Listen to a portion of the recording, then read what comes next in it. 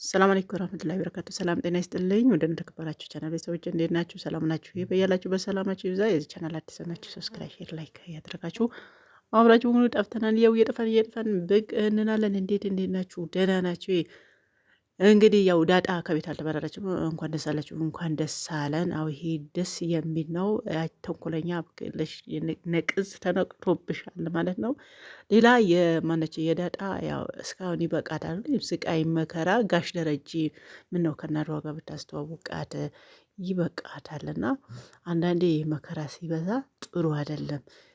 ጥሩ ነው፣ ያስተምራል፣ አያስተምርም አይደለም። ነገር ግን በቃ ይብቃ። አንዳንዴ የተመልካች ነገር ቢኖራችሁ የተሻለ ነው እና ያው ዳጣ ከቤተሰቦቿን ያው ማለት ከእናቷ ጋር እናቷ እንደሆነች ብታስተዋውቃት ጋሽ ደረጀ ምን ይመስልሃል?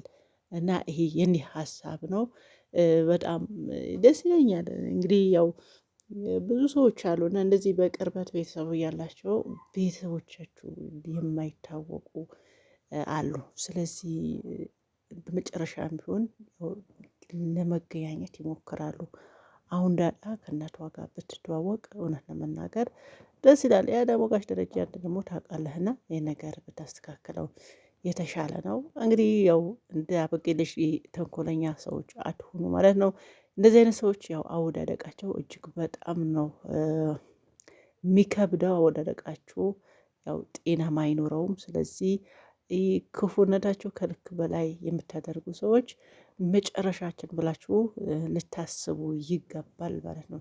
የምር ክፉ ሰዎች አላቸው። ለምሳሌ አሁን ሰሞኑ ሁላችን እንደምናውቀው ማስተር አብነት በጠና ታሟልና ማስተር አብነት ማለት እንግዲህ ያው ያለቀሰ ሁሉም የሚያስቅ ብዙ ምስኪኖች በአባሽ የሆነ ሚዲያ ያለ የሚታወቅ ሰው ነው።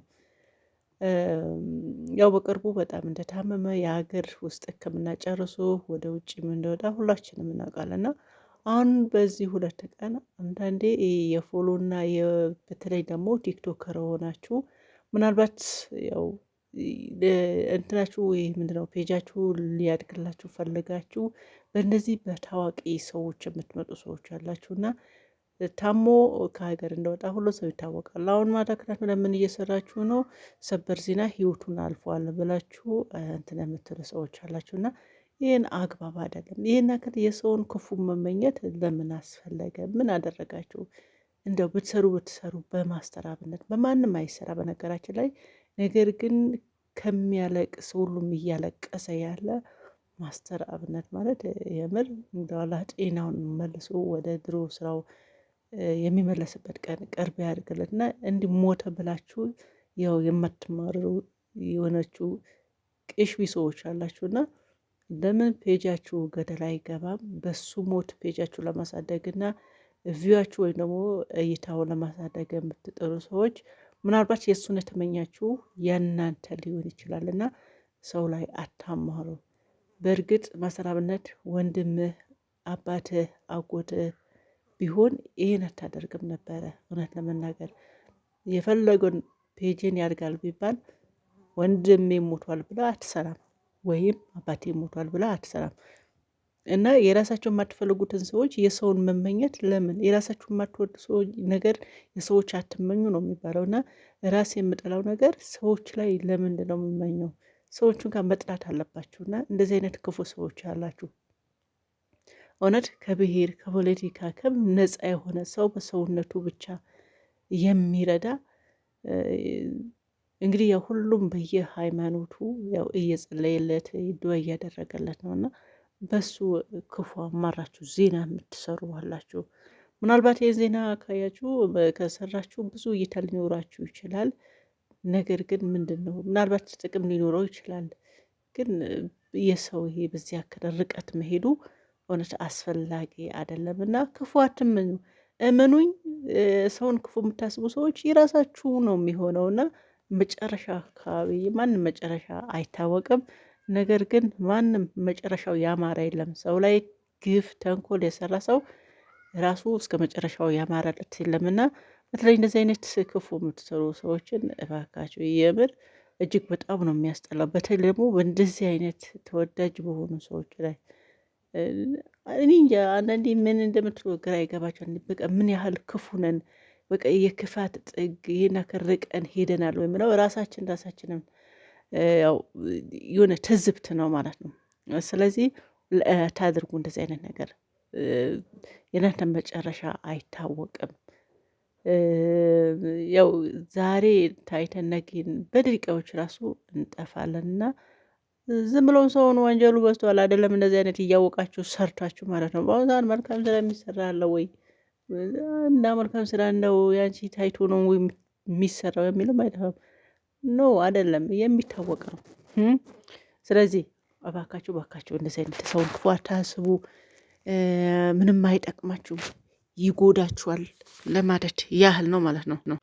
መልካሙን እናስብ፣ በጎውን እናስብ። በጋው መልካምነት ተነሳስረውና መልካምን ብናስብ ጥሩ ነው። ይህ ሴጣን እንደ ሴጣን ስራ ክፉ ሴጣንን የሚሰራውን መስራት የለብንም። እናውቃለን ግን አንዳንዴ በአሁኑ ሰዓት እውነት ለመናገር መጥፎና ጥሩውን ነገር ሳንለየው ቀርተን አይደለም፣ ግን ያው ማንኛውም ነገር መርጠን ነው። መጥፎውን ስራ ስናነሳ ወይም ደግሞ ስንሰራ እንደሚጎዳን እናውቃለን፣ ግን አሁን በአሁን አያሳየንም። ለዛ ነው ይመስለኛል ደፍረን ወደ መጥፎውን ስራ የምንሰራ ወይም ደግሞ የምንፈጽመው ወይም ደግሞ የምመኘው ይመስለኛል። ይህ ሳናውቀው ቀርተን ምናምን አይደለም። በተለይ ደግሞ በዚህ ሴንቸሪ ላይ ያለ ነው፣ 21ኛ ሴንቸሪ ላይ ነው ያለ ነው ጋይስ። ስለዚህ ክፉ ከፉን ተውና ደግደጉን አስቡ። ያው በሰፈር እርቁና መሰናደል መሰፈር ነው የሚባለው። አሁን መጨረሻው እንደዛ ነው። እና እንደዚች እንዲያብቅልሽ የሆነች እስስት ልጅ እንደሷ አትናት በሉና ዳጣን ከዛ ቤት ለማስወጣት ብዙ ጥራ ነበረ፣ ግን አልተሳካላትም። ያው መጨረሻዋን ራሷን ልትወድቅ ነውና እንደዚህ አይነት ሰዎች ያው መጨረሻቸው አወዳደቃቸውም አያምርም ለማለት ያህል ነው። በተለይ ደግሞ ባካችሁ በቃ በተቻለችሁ አቅም ጥሩ ለመስራት ሞክሩ። በቃ የት መያዝ አለ የአጭር ህይወት ነው አለ ነው እና ስለዚህ በለናክል መልካም ብንሰራ የተሻለ ነው። የሰውን መልካም ብናስብ የተሻለ ካልሆነ ደግሞ ቃባት ገደደ አንዳንዴ ያው ዝምታም ወርቅ ነውና ዝም ብለን ማለፍ እንችላለን። በቃ በጤነኛ ሰው ወይም ደግሞ በመልካም ሰዎች ላይ እናክል ክፉ መመኘት አግባብ አይደለም ለማለት ያክል ነው። እንግዲህ ያው ሁሉም አወራውን ያው ማስተራፍነት አሁን ያው በክፉ ሰዎች ሞቱን የምትመኛችሁ አንድ ሰው በነገራችን ላይ ምንም በቃ የታመመ ሰው ያው ይሞታል ማለት አይደለም። አንዳንዴ ሰው ሳይታመም ይሞታል። ስለታመመ ብቻ ሰው አምኖ ይቀበላል ብላችሁ ነው መሰለኝ እንደዚህ የምታደርጉ አላችሁ። ታመም ብቻ አይደለም የሚሞተው ለማለት ያህል ነው። ይሄን ያክልም የሰይጣን ክፋት ባናስብ የተሻለ ነው ብዬ አስባለሁኝ። ጥሩ ነገር ስብ እስቲ ጥሩ ደምነሳ አንቺ ሰዳይ ነው ማለት ነው። በተለይ እንደዚህ ክፋት ነገር እንላለምና አዎ እንደዛ ነገር ነው። በተረፈ ሰላማችሁ ይብዛ። ቪዲዮ ላይክ ሼር እያደረጋችሁ መጥፎም ዜና የምትሰሩ ሰውን የምታስተናግዱ ባካችሁ ተው፣ ይሄን ልጅ ምን አደረጋችሁ ለማለት ያህል ነው። ያው ዳጣም ደግሞ በቅርብ ከእናቷ ጋር እንደሚያስተዋውቃት እኔ ምደውላታለሁ። ጋሽ ደረጀን አያሳፍረኝም ብዬ አስባለሁኝ። እስካሁን መከራዋን ይብቃ፣ ከእናቷን ጋር ያስተዋውቃት። በቃ ፍሪቱን አንዳንዴ ሰው እያለቀሰ መኖር የለበትም ባይነኝና ሰላማችሁ ይብዛ። ባይ ባይ።